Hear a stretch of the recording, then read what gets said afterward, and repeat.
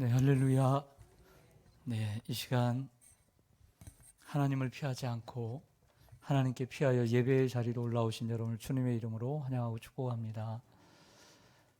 우리 교회에 등록하신 분이 이런 이야기를 했습니다. 오랫동안 다른 교회를 다니면서 10명 정도 모여서 몇십 년을 예배를 드렸는데 이사를 와서 교회를 옮길 수밖에 없었는데 우리 교회에 와서 예배를 드리니 황홀하다고. 수십 년 동안 10명도 안 되는 곳에서 예배를 드리다가 찬양하는 찬양의 그 음색만 들어도 은혜롭고 마치 천국에 와 있는 것처럼 느낀다고 그런 얘기를 하더라고요. 그러면서 그런 얘기를 생각을 했습니다. 나는 어떤 마음과 감정으로 예배를 드리는가. 그리고 우리 성도님들은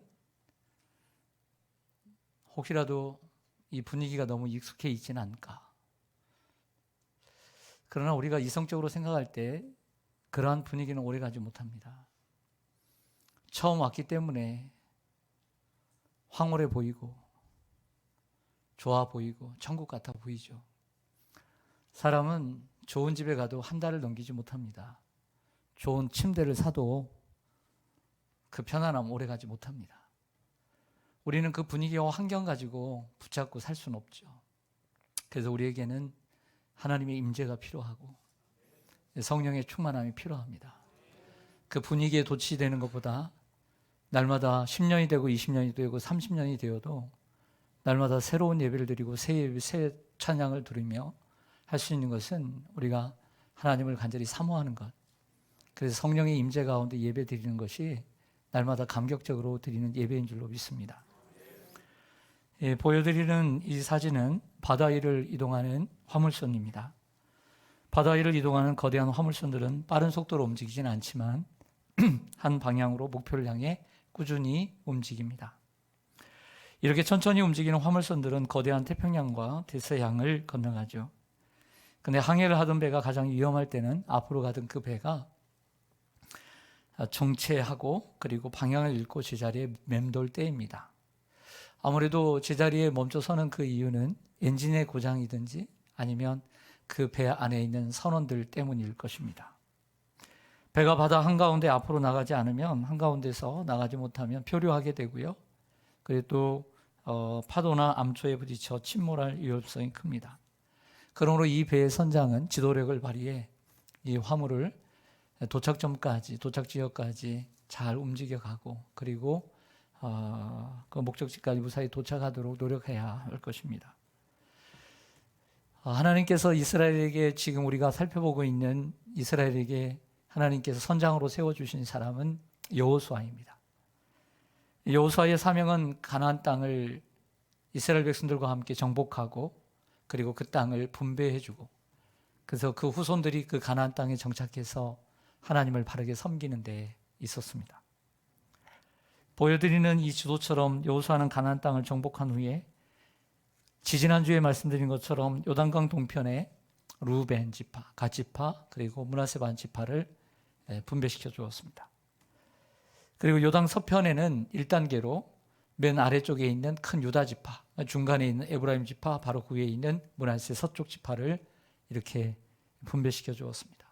그래서 1단계로 모두 5개, 그런데 이 지역들은 대단히 전체에 비해서 3분의 1을 해당하는 큰 지역들이었습니다. 아직 땅을 분배받지 못한 지역은 7지파나 되었습니다. 그런데 여기서 문제가 발생합니다. 요셉의 후손인 므낫세 지파와 에브라임 지파가 땅의 분배 과정에서 불만을 드러낸 것입니다. 우리가 이 볼 때는 별로 불만이 없을 것 같습니다. 왜냐하면 이 요셉의 자손인 에브라임 지파와 므낫세 지파 이들은 이미 많은 땅을 분배받았기 때문이죠. 이 동쪽만 보더라도 얼마나 많은 땅, 그리고 서쪽을 보더라도 에브라임 땅과 저 서쪽 중앙의 노른자 땅을 그 많은 지역을 분배받았습니다. 인구에 비해서 오히려 다른 지파들보다 더 많은 땅을 분배받았습니다. 그런데 불만을 품고 그 불만을 토로합니다. 보시죠. 여호수아 17장 14절에 보면 요셉 자손이 여호수아에게 말하여 이르되 여호와께서 지금까지 내게 복을 주심으로 내가 큰 민족이 되었거늘 당신이 나의 기업을 위하여 한 제비 한 분깃으로만 내게 주심은 어찌함입니까? 여기에 제가 노란색으로 쓴 이 글 보면 내게, 내가, 나의, 내게 이런 표현들이 강조되어 있습니다. 요셉의 후손인 에브라임 지파와 므낫세 지파는 자기 조상인 요셉으로 인해 이스라엘이 구원을 받은 건 사실입니다. 애굽의 총리가 되어서 이스라엘을 구원했죠. 많은 시간이 흘러 큰 민족을 이루었고 그리고 그것을 큰 자랑으로 여겼습니다. 그런데 이렇게 얘기합니다. 우리에게는 한 제비 한 분깃만 우리가 주었도다. 거짓말입니다. 지도에도 보셨던 것처럼 다른 지파들은 한 지파의 한 분깃만 받았음에도 불구하고 한 지파인데도 불구하고 요셉의 아들인 에브라임, 므낫세 두 지파의 분깃을 주었을 뿐만 아니라 므낫세는 동쪽과 서쪽에 하나씩 그리고 에브라임은 하나, 정확하게 얘기해서 한 지파임에도 불구하고 세 분깃을 받았습니다. 그들이 하는 말은 거짓말입니다. 더더군다나 그들은 아주 넓은 땅 그리고 많은 땅 그리고 가장 좋은 땅들을 받았습니다. 그런데도 더 많은 땅을 달라고 합니다. 지도자인 여호수아의 입장에서 뭐라고 생각할까요? 요셉 지파인 에브라임 지파와 므낫세 지파는 이스라엘이 받은 축복이 자신들로부터 온 축복, 자신들이 축복의 통로가 되어서 축복이 되었다라고 말하는 것이죠. 사실 그들로부터 온 축복은 그의 조상인 아주 오래된 조상인 요셉으로부터 온 축복이고 더 크게는 하나님이 주신 축복이었습니다. 사실 그들은 아무 노력도 한 것이 없었습니다. 내게, 내가, 나의, 내게라는 단어가 4번이나 등장합니다. 이 말은 이스라엘의 중심이 자신에게 있다라고 하는 자만심에서 나오는 단어입니다. 이러한 단어는 자기 중심적인 단어입니다. 하나님께서 복을 주셨음에도 불구하고 그 복을 자기에게 주시고 자기가 큰 민족이 되었다라고 여호수아에게 말합니다. 그러면서 많이 받았음에도 불구하고 더 받아야 되겠다라고 오늘 요구하고 있습니다. 먼저 에브라임과 므낫세는 마음을 바꿔야 했습니다. 자기 중심적인 생각에서 벗어나야 했습니다. 그러한 자기 중심적인 사고는 자기의 조상 요셉의 업적, 그 조상 요셉의 업적의 격을 떨어뜨렸어요. 그리고 두 번째는 아직 분배받지 못한 7지파의 마음, 의욕을 떨어뜨리는 아주 부정적인 영향을 끼쳤습니다. 그렇게 많은 땅을 분배받고도 더 많은 땅을 달라고 하는 요셉 지파를 보면서 무슨 생각이 들었을까요? 남은 7지파는 의욕을 잃고 자기들의 땅을 분배받을 생각도 하지 않고 그리고 더 정복할 생각이 없었습니다. 그러나 실제 남은 7지파의 그 의욕이 떨어지는 것보다 더 심각한 것은 하나님께서 주신 비전을 잃어버리는 것입니다. 자, 우리도 마찬가지입니다. 우리는 살아가면서 좋은 일만, 행복한 일만, 나에게 용기를 북돋아주고 의욕을 북돋아주고 그리고 격려해주고 칭찬해주는 말만 들을 수 없습니다. 우리는 많은 사람들 통해서 이런 사람들 통해서 의욕이 떨어질 때가 있습니다. 또 수많은 사고와 사건 그리고 육체적인 아픔 그리고 경제적인 이러한 어려움 가운데 우리는 의욕이 떨어질 때가 있습니다.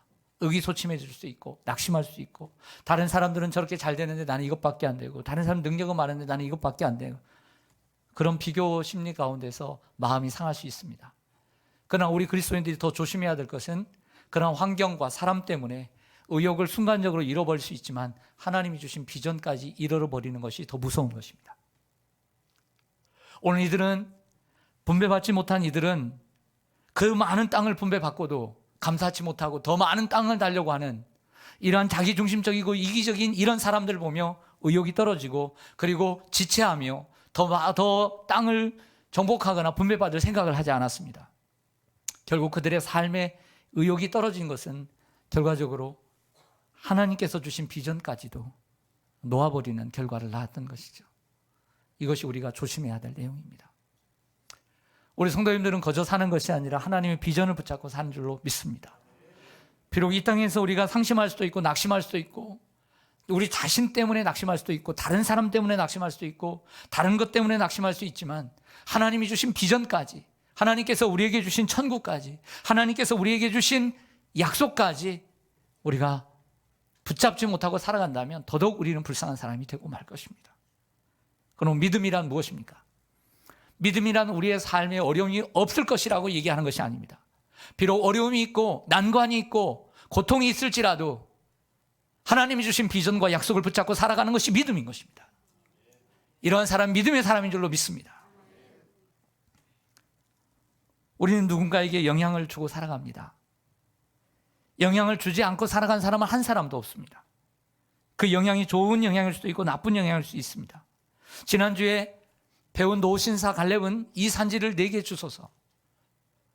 내가 지금 85세로 돼 45년 전까지 지금이나 그때나 내 힘이 강건하니 이 산지를 내게 주소서 라고 하면서 많은 사람들에게 선한 영향력, 거룩한 영향력을 끼쳤다라고 한다면, 오늘 본문에 나오는 요셉 자손들은 많은 땅을 얻었음에도 불구하고 아직 그 땅을, 그 조그마한 땅을 아직 분배받지 못한 사람들 앞에서 더 많은 땅을 달라고 얘기하는 이러한 모습들은 좋은 영향을 끼치고 있지 않다라고 볼 수 있습니다.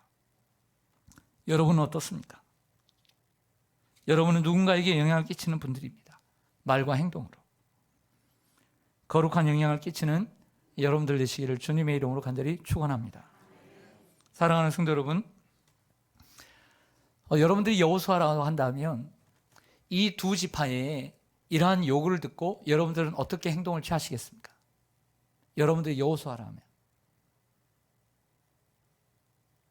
공동체를 이끄는 리더라면, 한 부리에서 이러한 불만이 토로가 되었을 때 여러분들은 어떻게 처리해 가겠습니까? 공동체를 어떻게 이끌고 가겠습니까? 여호수아 17장 15절 말씀을 좀 보시죠. 여호수아가 그 말을 듣고 이렇게 얘기합니다. 여호수아가 그들에게 이르되 내가 큰 민족이 되므로 에브라임 산지가 내가 너무 좁을진대, 내게 너무 좁을진대. 먼저는 인정을 해줘요. 그래, 너희 말이 맞다, 맞을 수 있다 라고 인정을 합니다. 그러나 거기서 끝나지 않고 브리스 족속과 르바임 족속의 땅 삼림에 올라가서 스스로 개척하라, 이렇게 권면해 줍니다. 그러자 16절에 보면 요셉 자손이 대답을 합니다. 핑계를 댑니다. 그곳은 우리에게 넉넉하지도 않을 뿐더러 골짜기고 산지고 그리고 평지도 아니고, 그리고 거기에는 철 병거가 있어 우리가 싸울 수 없다라고, 그들은 너무 강하다라고 얘기하죠. 그러나 여호수아는 다시 17절과 18절에서 비록 그것이 산지이고 산림이라도 내가 개척하라, 그 끝까지 내 것이 되리라 라고 권면을 해주고, 그들이 철병거를 가졌고 강할지라도 내가 능히 그를 쫓아내리라고 격려해 준 줄로 믿습니다. 이런 걸 볼 때 참 여호수아는 참 훌륭한 지도자였다라고 보여집니다. 우리나라의 그 기독교인 가운데 참으로 훌륭한 인물들이 참 많이 나왔습니다. 그 인물 가운데 정말 한 분을 여러분들에게 소개해 드리고자 합니다. 그러면 가나안 농군학교를 설립하고 농촌 지도자들을 양성한 일가 고 김용기 장로님이십니다. 이분이 평소 치던 종을 이렇게 동상으로 만들었습니다. 이 종을 가리켜 개척의 종이라고 부릅니다. 김용기 장로님의 가장 큰 업적들이 많이 있지만 그분의 삶의 트레이드 마크는 개척입니다. 1931년 싼값에 버려진 땅 4,000평을 사서 그 땅을 개간해 봉안마을과 교회를 세웠고요. 1946년 어느 때인 줄 아시죠? 일본 사람이 운영하던 삼각산 아래에 황무지 1만 평을 구입해 가족들이 과수원을 만들었습니다. 1952년에는 용인에 있는 황무지를 개간해 농장을 건설하고 복음농도원과 복음농민고등학원을 세웠습니다. 당연히 그곳에도 교회를 세우고 인재를 양성했습니다. 1955년에는 경기도 광주군에 황토밭을 개간해 가나안 농장이라고 이름을 짓고 드디어 1962년 평생 원하는 가나안 농군학교를 설립하고 농촌 지도자를 양성하다가 1988년 하나님의 부르심을 받았습니다. 살아계시는 동안에 아시아에서 가장 큰 상인 막사이상을 수상하기도 했습니다. 그분은 이렇습니다. 돈이 없으니까 정말 황무지를 사서 그것을 개간을 하는 거야. 돌을 추리고 땅을 파서 돌을 없애고 좋은 땅을 만드는 거야. 거기서 농사를 짓고 사람을 불러먹고 또 다른 데 또 황무지를 개간하고 그렇게 해서 개척했던 분입니다. 그런데 여기서 우리가 이름을 주의해 보기를 원합니다. 이름이 뭐죠? 예, 그 이름 말고 가나안 농군 학교라는 거예요. 그분이 이름을 왜 가나안 농군 학교로 지었느냐라는 것을 생각해 본다면, 제가 직접 물어본 적이 없지만 100% 맞을 거라고 생각합니다. 우리가 지금 여호수아와 이스라엘 백성들이 정복하는 땅이 무슨 땅입니까? 가나안 땅입니다. 가나안 땅은 어떤 땅입니까? 하나님께서 약속하신 땅이지만 원주민들이 살고 있는, 7족속들이 살고 있는 곳입니다. 그것을 개척해야 하는 것입니다. 정복해야 되고 개간하고 하나님이 주신 땅이라고 믿고 고쳐서 써야 되는 땅인 것이죠. 그래서 이름이 가나안 농군학교인 것입니다. 그냥 이름을 지은 것이 아닙니다.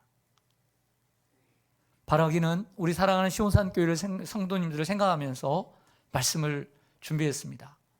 우리 시온산교회 성도님들 많이 받은 분도 계시지만 적게 받은 분이라 할지라도 하나님이 주신 약속의 땅을 보고 정말 싼 값에라도 구입해서 그것을 개간하고 개척해서 좋은 옥토파트를 만들어 사람들을 키우고 또 팔아서 더 넓은 땅을 또 개척하고 이렇게 해서 개척하는, 정말 하나님께서 쓰임받는 그런 귀한 일꾼들이, 개척의 종들이 많이 나오시기를 주님의 이름으로 간절히 축원합니다. 이스라엘의 선장이었던 여호수아에게는 또 하나의 난관에 부딪힙니다. 이 좋은 분배의 시간에, 이젠 정복하는 것도 아니고 분배해 주는 시간에도 어려움은 발생했습니다. 이 어려움은 요셉의 자손인 에브라임 지파와 므낫세 지파로부터 기인한 것입니다.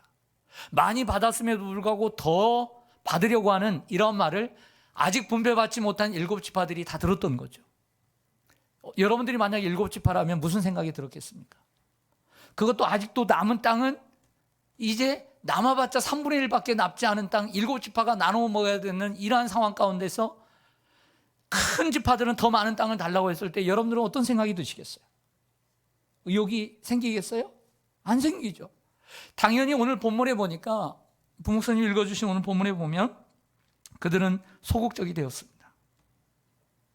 지도에서 보신 것처럼 남쪽 대부분은 유다 지파, 그리고 중부의 에브라임 지파, 북부의 므낫세 지파가 다 차지해 있고, 거기다가 그 많은 땅을 받았음에도 불구하고 더 달라고 하는 그들을 보면서 일하고 싶은 생각이 들었겠습니까? 이것은 항해하던 배가 바다 한가운데서 멈춰선 것과 같았습니다. 여러분이 여호수아라면 이 상황에서 어떻게 하시겠습니까? 여호수아는 2가지 조치를 취합니다.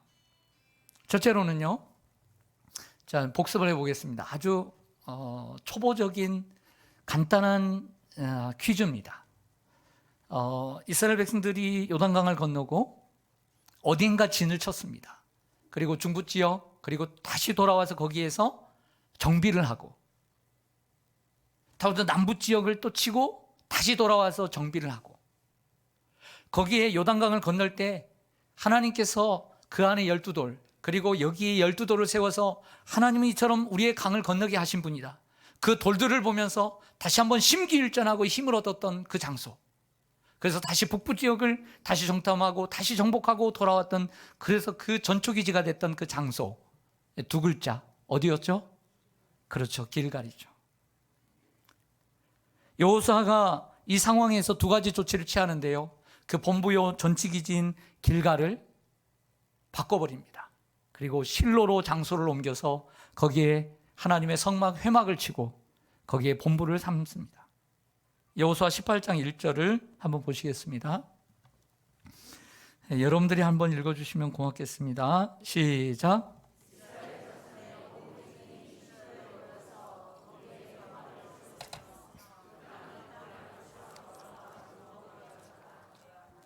아멘. 보시는 대로 그들이 모인 곳은 실로였습니다. 1차 분배 때까지 분배한 곳은 길갈이었다면 이제는 본부를 실로로 옮기게 되었습니다. 거기에 회막, 성막을 세우고 그곳에서 정복해 갔던 것이죠. 사랑하는 성도 여러분, 성공의 장소였던 길갈을 떠나 새로운, 아직도 분배가 끝나지 않은 이 상황 가운데 길갈에서 실로로 옮긴다는 것은 큰 모험이었습니다. 여호수아는 요셉 지파들의 불만과 그 불만으로 인한 악영향을 받은 7지파들의 동요를 가볍게 여기지 않았습니다. 마치 지금까지 했던 다녀왔던 우리가 그 여호수아를 계속 보면서 계속 승승장구했지만 한 번의 실패가 있었습니다. 언제 실패했죠? 어느 성에서? 그렇죠. 아이성의 실패처럼 여겼습니다. 오늘의 이 상황을 어떻게 보면 외부의 적보다도 더 크게 생각했던 것이죠. 더 불안하게 생각했던 것입니다. 그래서 아이성에서 패배한 것처럼 생각하고 심각하게 받아들이고 승리의 상징이었던 길가를 떠나 실로로 장소를 옮겨 그곳에 회막을 세웠습니다. 사람이 자기로 하여금 승리하고 성공하게 해주었던 장소를 옮긴다는 것은 쉬운 일이 아닙니다. 예를 들어 이런 것입니다. 성공한 기업이 있습니다. 성공한 가게가 있고 사업이 있습니다. 근데 지난 10년, 20년, 30년 동안 그 성공을 계속 이룬 패턴이 있고 성공 방식이 있고 경영 방식이 있습니다. 근데 이런 위기 가운데 이러한 성공의 방식을 바꾸고 성공의 어떤 경영 방식을 바꾸는 것과 같습니다. 이게 쉬울까요? 지금까지 성공을 누려왔던 이러한 방식을 기업들이 바꾸는 게 쉬울까요? 절대 쉽지 않습니다. 여호수아는 공동체 위기가 왔을 때 그 과거의 모든 성공도 내려놓고 하나님께 나아가는 것을 택했던 것입니다. 오늘 이스라엘의 성공은 길갈이라고 한 장소에 있는 것도 아니고 어떤 사람에게 있는 것도 아니고 하나님의 말씀에 순종하며 그분을 경외하며 그분의 뜻대로 순종하는 데 있었다는 것을 이스라엘 백성들에게 이 위기 가운데 가르쳐주고 싶었던 것입니다. 사랑하는 성도 여러분, 저와 여러분 여기까지 성공하면서 승승장구하며 실패도 있었지만 달려올 수 있었던 이유가 무엇입니까? 우리가 잘나서입니까? 우리가 해왔던 성공 방식 때문이었습니까? 그렇지 않습니다. 하나님이 함께 해주셨기 때문이죠.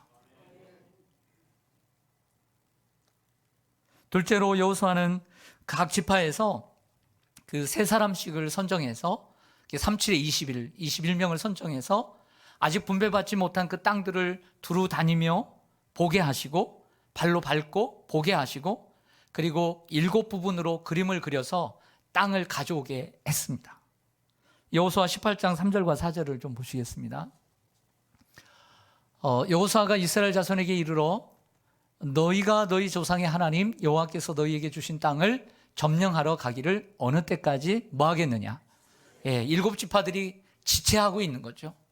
너희는 각 지파에 3사람씩 선정하라. 내가 그들을 보내리니 그들은 일어나서 그 땅을 두루 다니며 그들의 기업에 따라 그 땅을 그려가지고 내게로 돌아올 것이라. 아멘. 두 번째로는 이런 조치를 취했습니다.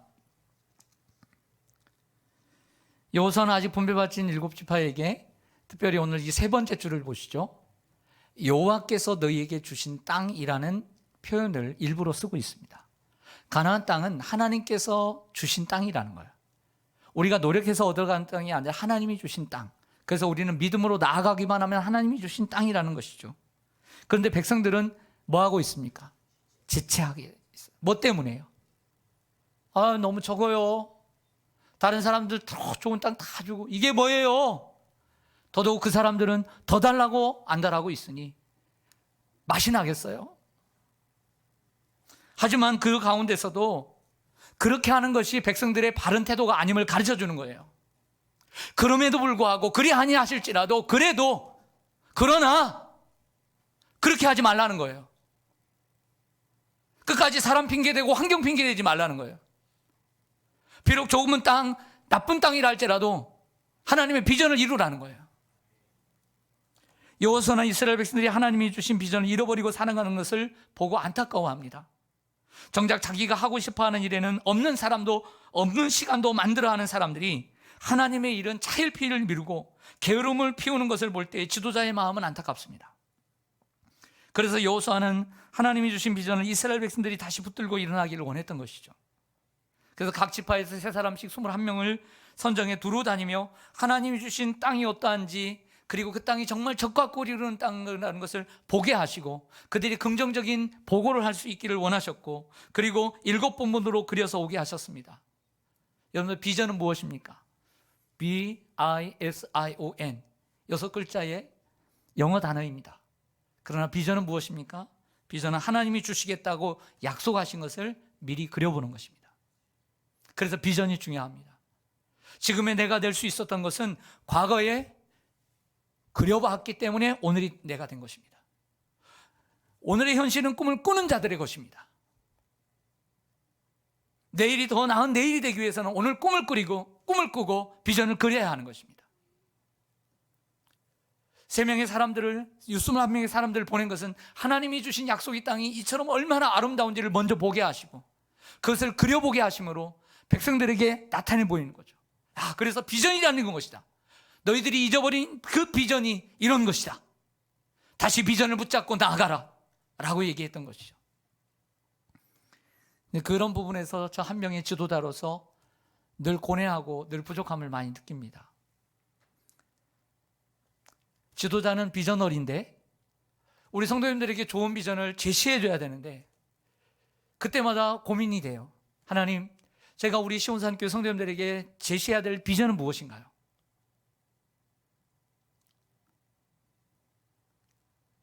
이게 지도자의 역할이라는 거죠. 여러분들 6년 전으로 한번 돌아가겠습니다. 6년 전 2016년 7월 17일 그 제헌절 날인데 주일이었습니다. 어떤 날인지 기억나세요? 힌트 드리겠습니다. 장소를 저 바깥 주차장이었습니다. 생각나시죠?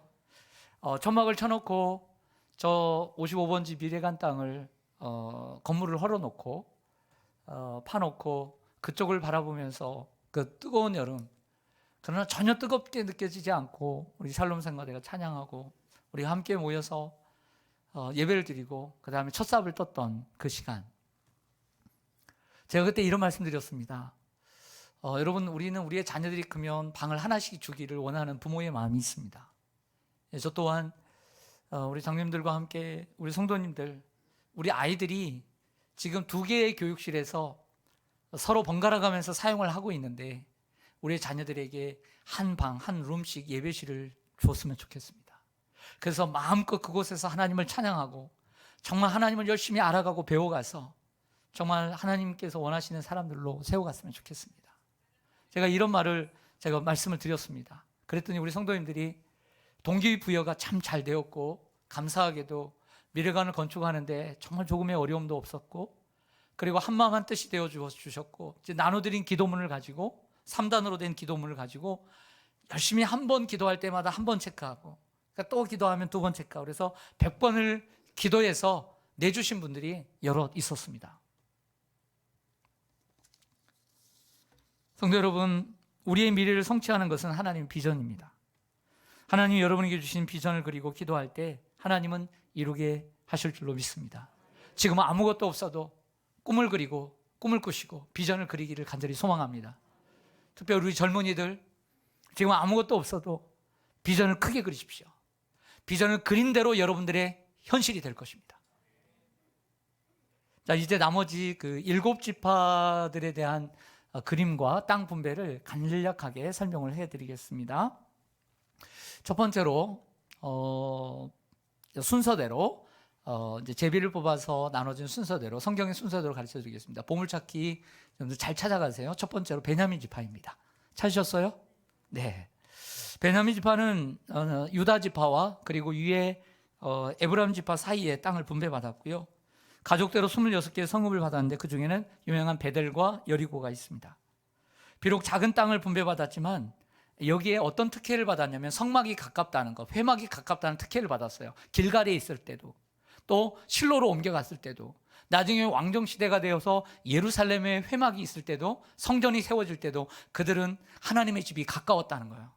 멀리서 오신 분들 정말 감사합니다. 그러나 미안한 얘기 해보겠습니다. 교회는 가까울수록 좋습니다. 기름값도 덜 듭니다. 교회도 자주 나오고 기도도 할 수 있습니다. 정말 죄송한 얘기지만 이들은 어떤 특혜를 받았느냐? 하나님의 성막이 늘 가까이 있었다는 특혜를 받았다. 두 번째로 시므온 지파입니다. 어디에 있죠? 맨 아래의 땅은 부엘세바라고 하는 땅입니다. 이 시므온 지파는 부엘세바인데 잠깐만요. 제가 만날 빰 빼먹었는데 나중에 여러분 솔로몬이 통일왕국 시대가 끝나고 솔로몬이 잘못을 해서 그 나라가 나뉘어지게 돼서 북은 이스라엘로 남쪽은 유다로 분열왕국이 시작되잖아요. 그래서 북이스라엘은 아수르에 그리고 남유다는 바벨론의 멸망을 나중에 당하게 되는데 이 남유다에는 두 지파 그리고 북이스라엘은 10지파가 됩니다. 그럼 남유다의 두 지파는 어디일까요? 퀴즈. 그렇죠. 베냐민 유다입니다. 이렇게 잘하세요. 일부 예배 들으신 거 아니에요? 영상도 안 나갔는데. 목사님, 시몬과 유다가 돼야지 왜 유다와 베냐민이 됩니까? 이런 질문을 할 수가 있습니다. 그런데 시몬이 되지 못합니다. 그 이유는 시몬은 정식적으로 자기 땅이 아니라 독립된 땅이 아니라 유다 땅에서 분배를 받은 전세받은 땅입니다. 자기 땅이 아닌 거예요. 여호수아 19장 1절을 보겠습니다. 여호수아 19장 1절을 보면 이렇게 말씀합니다. 둘째로 시몬 곧 시몬 자손의 지파를 위하여 그들의 가족대로 제비를 뽑았으니 그들의 기업은 누구 자손의 기업 중에서다. 유다 자손의 기업 중에서라. 무슨 뜻일까요? 유다 자손의 기업에서 할당을 받은 거예요. 그러니까 자기 땅이 없는 거예요. 그래서 나중에는 그 시몬이 분열 왕국이 되면서 시몬이 일부는 유다에 속하게 되고요. 나머지는 아래쪽인 에돔과 사우디아라비아에 흩어지게 됩니다. 그래서 시몬은 이처럼 가장 작기도 했지만 이렇게 흩어져 버리는 민족이 되어버렸죠. 그 이유는 이 12지파 가운데 시몬 지파와 레위 지파가 자기 땅이 없습니다. 레위 지파는 하나님을 섬기는 사람들이기 때문에 없다라고 생각될 수 있지만 이 두 형제, 둘째와 셋째는 여동생 디나의 사건으로 그들이 할례를 행하게 해서 3일 만에 가서 쳐버리죠. 이러한 하나님 앞에 죄악을 하나님께서 기억하시고 시몬과 레위가 이스라엘 중에서 흩어지리라는 야곱의 예언이 성취된 것이죠. 세 번째로는 다시 지도를 보시면 스불론 지파입니다. 저 위에 있습니다. 북쪽에 있는 내륙 지방의 땅을 분배받았습니다. 네 번째로 그 옆에 있는 이사갈입니다. 이사갈 지파는 스불론과 형제인데요. 갈릴리 호수 아래 요단강과 인제펠이 있습니다. 그리고 다섯 번째로 아셀 지파는 저 지중해 쪽으로 보십시오. 지중해 저쪽 바다 쪽에 갈릴리 산맥에서 지중해 해변으로 향하는 경사지에 위치해 있습니다. 그 남쪽으로는 갈멜산, 역으로 이렇게 포항처럼 이렇게 삐져나온 곳, 그것이 바로 그 아래가 바로 갈멜산입니다. 갈멜산, 그리고 이쪽으로는 두로와 시돈이 있습니다. 여섯 번째로는 납달리입니다. 납달리는 저 북쪽의 가장 높은 쪽입니다. 갈릴리 호수를 포함해 위에 메로모수 그리고 헬몬산을 포함하고 있습니다. 마지막으로 단지파입니다. 단지파를 한번 찾아보시죠. 찾으셨나요? 단지파는 저기에 있습니다. 단지파는 가나안 중앙지대를 기업으로 받았는데요. 위로는 에브라임 지파, 그리고 동쪽으로는 베냐민 지파, 아래로는 유다 지파, 그리고 서쪽으로는 지중해가 있습니다. 그 지중해 연안에 있는 욥바라는 항구가 있죠. 이 욥바라는 항구는 불순종한 요나라고 한 선지자 때문에 유명해진 항구입니다. 그 니느웨로 가라고 했는데 다시스로 갔던 그 항구 도시 욥바죠. 그런데 이 인구 6만 4천 명의 단 지파에게 그 땅은 너무 좁았습니다. 보시는 대로. 그래서 단 자손이 여기 다른 지파들이 아닌 저 최북단에 있는 레셈이라는 지역을 점령하고 그곳에 단이라는 이름을 합니다. 여러분, 우리나라 그 전체를 가리켜서 이런 말을 씁니다. 할라에서 백두까지. 그렇죠? 이스라엘을 가리킬 때는 자주 반복되는 단어가 있습니다. 부엘세바에서 단까지. 따라서 하겠습니다. 부엘세바에서 단까지. 그래서 시몬에 있는 이 부엘세바가 최남단이고, 그리고 저기에 있는 단지파는 여기뿐만 아니라 두 군데가 있습니다. 원래는 여기만 받았지만 너무 좁아서 최북단에 납달리 지파 위쪽에 레셈이라는 지역을 정복을 하고 단이라고 이름했던 것이죠. 그래서 이스라엘의 땅을 가리켜 부엘세바에서 단까지 이렇게 이름을 하게 됐습니다. 여호수아 19장 47절을 보면 그런데 단 자손의 경계는 더욱 확장되었으니 이는 단 자손이 올라가서 레셈과 싸워 그것을 점령하여 칼날로 치고 그것을 차지하여 거기 거주하였습니다. 그들의 조상 단의 이름을 따라서 레셈을 단이라 하였더라. 성경을 보면 요단강 서편의 땅 분배는 이제 정리를 하겠습니다. 요단강 서편의 땅 분배는 누구로부터 시작이 됐냐면 갈렙으로부터 시작을 했습니다. 유다 지파. 그리고 끝은 누구로 끝나는 줄 아세요? 지도자인 여호수아 자신의 땅을 분배받음으로 끝을 냅니다. 여호수아 19장 49절에서 50절을 보시면요, 이스라엘 자손이 그들의 경계를 따라서 기업의 땅을 나누기를 뭐하고 이제 끝났어요. 다 나눴어요. 자기들 중에서 눈의 아들 여호수아에게 기업을 주게 됩니다. 그런데 곧 여호와의 명령대로 여호수아가 요구한 성읍은 에브라임 지파잖아요. 에브라임 산지 딥나세레라. 좋은 땅이 아니었어요. 딥나세레는요, 세라는 정말 살기 좋은 곳이 아닌 살기 어려운 곳이고, 그리고 개척해야 되고, 그리고 싸워서 이겨야 되는 땅이었습니다. 여호수아는 지도자입니다. 먼저 좋은 땅을 선택할 수 있었고, 그리고 가장 먼저 땅을 선택할 수 있었음에도 불구하고 가장 나쁜 땅을, 그리고 가장 나중에 그 땅을 차지하는 본을 보였습니다. 자신의 유익보다는 남의 유익을 먼저 생각한 지도자였습니다. 고린도전서 10장 24절에 사도 바울이 이런 얘기를 합니다. 같이 읽습니다. 시작. 누구든지 유익을 구하지 말고 남의 유익을 구하라. 아멘. 이것이 십자가 지는 것이죠. 이것이 예수님께서 행하신 모범이죠. 그래서 여호수아는 이 좋은 분배를 하는 데 있어서도, 이 행복한 축제 안에서도 여전히 문제는 발생했고, 난관에 봉착했고, 어려움은 있었지만 이렇게 문제를 해결해 갈 수 있었고, 마지막으로는 자신에게 본을 보임으로써 유종의 미를 거둘 수 있었습니다. 요셉 자손인 에브라임 지파와 므낫세 지파는 많은 땅을 분배받았음에도 불구하고 부족하다고 불만을 토로하였습니다. 그 일로 인해 분배받지 못한 7지파는 하나님의 비전을 잃어버리고 의욕을 잃었습니다. 이때 여호수아는 이 상황을 가볍게 여기지 않고 아이성 공격에서 패배했던 것처럼 자신뿐만 아니라 이스라엘 백성들이 하나님 앞에 다시 나아가게 하였습니다. 불만을 토로했던 요셉 지파들에게는 스스로 개척하라는 권면을 내렸고, 지체했던, 그리고 의욕을 잃어버렸던 7지파들에게는 직접 그 땅을 밟게 하고 하나님 주신 땅을 아름다움을 보게 함으로, 미리 바라보게 함으로써 그 땅을 밟고 그려보게 하심으로 잃어버렸던 비전을 찾고 그 비전을 다시 세우며 그 비전을 다시 실천할 수 있도록 용기를 북돋아 주었고, 마지막으로는 마지막 가장 끝에 그렇게 좋지 않은 땅을 자신이 분배받음으로 아름답게 분배를 마칠 수 있었습니다. 바라기는 우리 사랑하는 성도님들, 저의 모습도 여러분들의 모습도 하나님은 다 알고 계신 줄 믿습니다.